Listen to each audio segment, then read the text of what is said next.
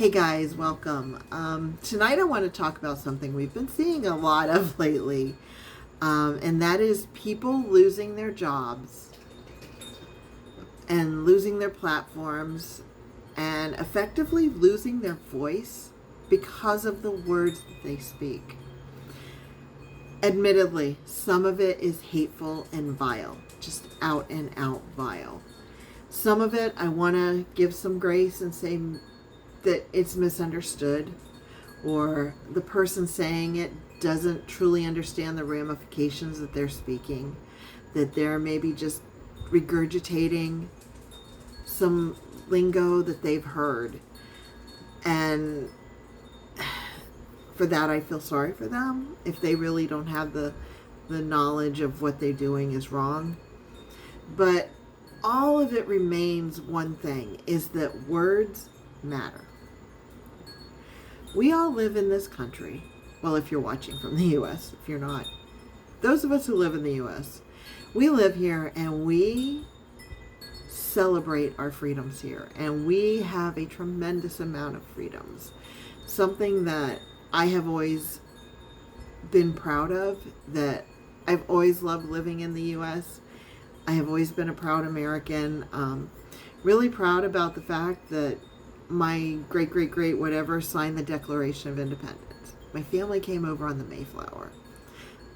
These are things that, honestly, if you go to a Dollar Tree with $1.25 in your sales tax, you can get one item. And I'm not saying that to brag. I'm saying that because of that, it has always made me feel like I have a true responsibility to this country. And always to put my fullest thought process into who I vote for, and just really do the research and do my best. And that's a responsibility. And here's the thing. With freedoms, you have responsibilities. And we live in a country that protects free speech. And as I said, thank God that it does. But that freedom does not mean recklessness. That does not mean vile hatred speech. Charlie Kirk had a saying, and first time I heard it, I was like, oh, that's cool. And then I went back and I thought on it. And after everything that happened, I truly believe that Charlie was a prophet, and I believe that his story was written in one very short Bible verse that was Genesis 50:20, and I've talked about that before. But I really believe that that was Charlie's purpose. And what he said was always done with truth. And this is the quote that I'm referencing, and it's really, the more I think about it, the more prophetic, the more deep, the more amazing and brilliant this quote is. And it is, truth without love is brutality. Think about that. The second part of it is, love without truth is hypocrisy. Totally deep, right? So we have to speak truth. But we have to speak that truth with wisdom and compassion, and most importantly, purpose. Because when we speak with grace, we don't just protect our voice, but we protect the impact. And I remember one video where Charlie was asked, oh, if your sister was wearing an ugly dress, would you tell her? And he said, absolutely, I would. But I would do it with grace, and I would not say it in a way that it would hurt her. That's the power of words. Words can build us, or they can break us. Words can heal us, or they can harm us. And in one of the courses that I took recently, the instructor said this, and listen closely, because you're going to think you've heard it before, but not this way. And this is the truthful way. Sticks and stones may break my bones, but words will freaking kill you. And they will. I think I'd be extremely hard pressed to find anybody who would not be willing to have a broken bone instead of that gut-wrenching hurt from the nasty, and that ache inside of you that like rattles your soul because it hurts so badly. Broken bones, they hurt for a little bit and they're healed, but that hurt inside of you can stay with you for a lifetime. And so remember, sticks and stones will break your bones, but words will freaking kill you. Let's be really clear.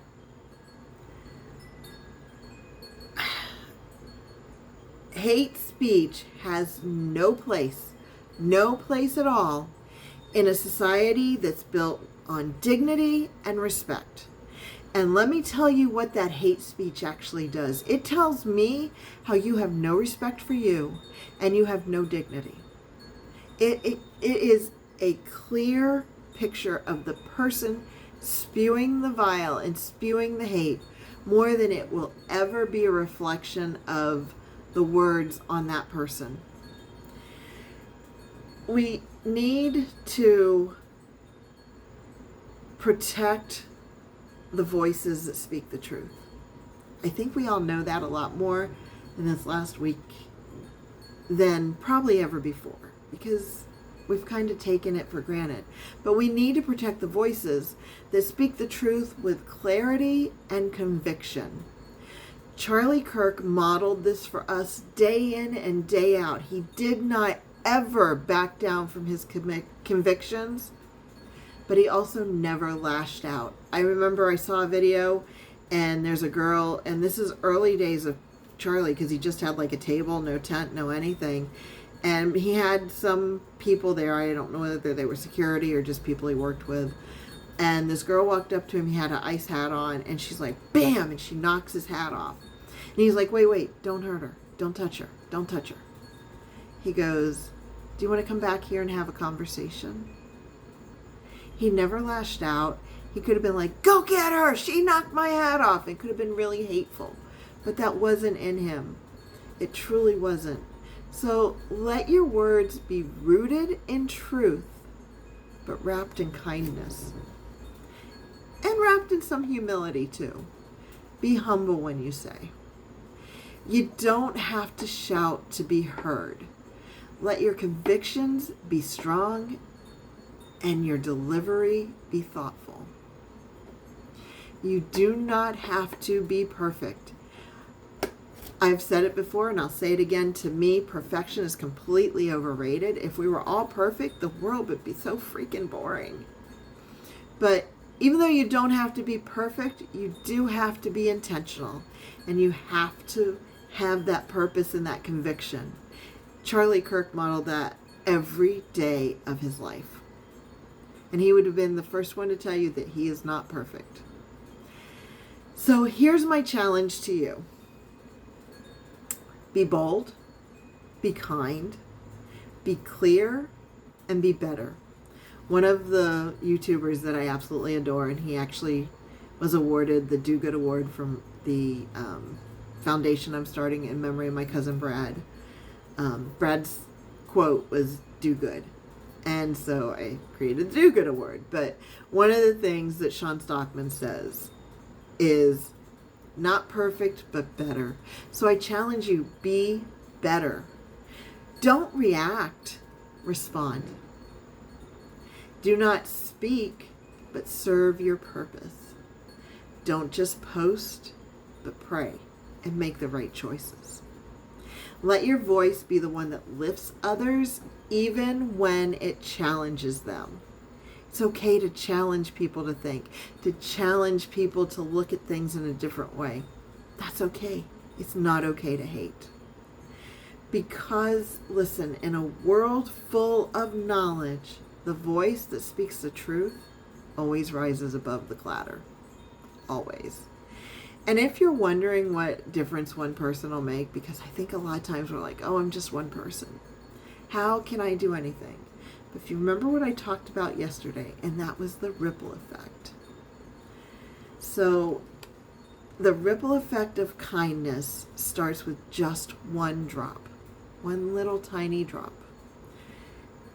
It's your choice to care, And that's what this is all about, is caring. So let's be that drop. Let's be that light. And let's be that voice. We are Charlie Kirk.